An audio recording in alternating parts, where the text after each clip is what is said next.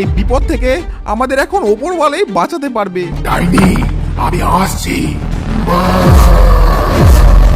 ওরে বাবারে, ওই বেটা দেখতে পেল কি করে আমাকে? পালাই রে পালাই।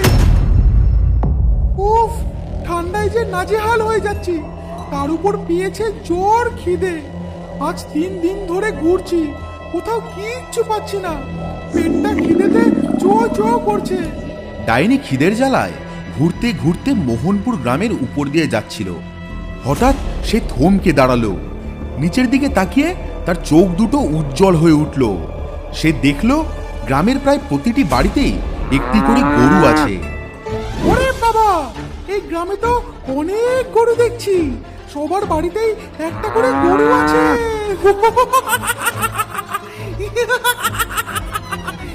মোহনপুর গ্রামে গরুদের যেন মেলা বসেছে।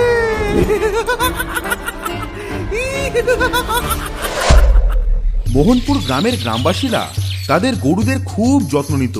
কেউ গরুর পিঠে আঁচড়ে দিচ্ছে, কেউ আবার খুব আদর করছে, কেউ আবার খাবার দিচ্ছে গরুদের। এই দেখে ডাইনির চোখ লোভে ঝলসে ওঠে। ওরে, কি সুন্দর সুন্দর গরু এই গ্রামে। মানুষগুলো গরুদের খুব যত্ন নেয়।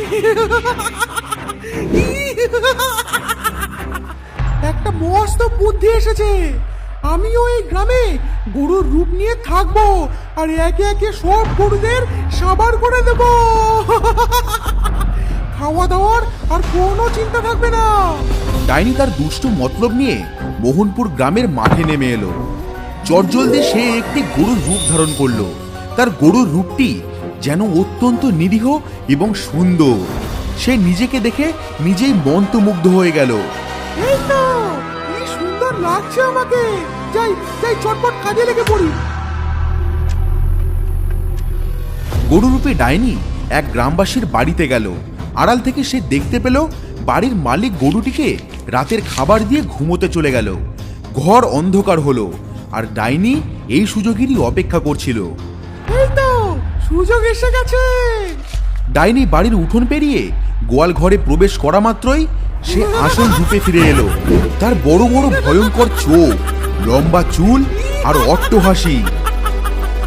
গোয়ালে বাঁধা গরুটি ডাইনিকে দেখে ভয়ে জোরে ডাকতে শুরু করলো। গরু, আজ তোর রেহাই নেই। তুই হবি আজ আমার রাতের খাবার। ডাইনি সময় নষ্ট না করে গরুটির উপর ঝাঁপিয়ে পড়ল। গরুটি মুহূর্তের মধ্যেই জোরে চিৎকার করে শান্ত হয়ে গেল। এরপর সব নিস্তব্ধ। আহ, মজা এসে গেল। কি স্বাদ এই গরুটার। আজকের মতো ডিনারটা কমপ্লিট। এবার ঝটপট গোয়াল থেকে বেরিয়ে পড়ি। ডাইনি গরুর গোয়াল থেকে উড়ে চলে গেল। তার পেছনে পড়ে রইল গরুর কঙ্কাল। এইভাবে চলতে লাগলো ডাইনির গরু হত্যাকাণ্ড। দিনের পর দিন ডাইনি গরুর রূপ ধরে আসে, আর গ্রামবাসীদের গোয়াল থেকে এক এক করে সব গরু খেয়ে চলে যায়।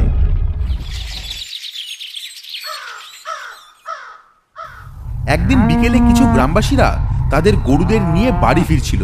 সবার মুখে আতঙ্কের ছায়া। বিমল তার গরুকে নিয়ে রাস্তা দিয়ে যেতে যেতে বলছে, তাড়াতাড়ি বাড়ি যাই বাবা। গ্রামে যা শুরু হয়েছে, লোকে বলে নাকি রাতের বেলা ডাইনি গরু নিয়ে চলে যায়। আমার তো একটাই গরু। চটপট বাড়ি গিয়ে ভালো করে বেঁধে রাখবো গরুটাকে। বিমল বাড়ি এসে গরুটাকে মোটা দড়ি দিয়ে গোয়ালে বেঁধে রাখলো, যেন কোনোভাবেই ডাইনি নিয়ে যেতে না পারে। এই তো, শক্ত করে বেঁধে দিয়েছি, এবার আর কিচ্ছু হবে না। মোহনপুর গ্রামে রাত নামলো। রোজকার মতো আবারও ডাইনি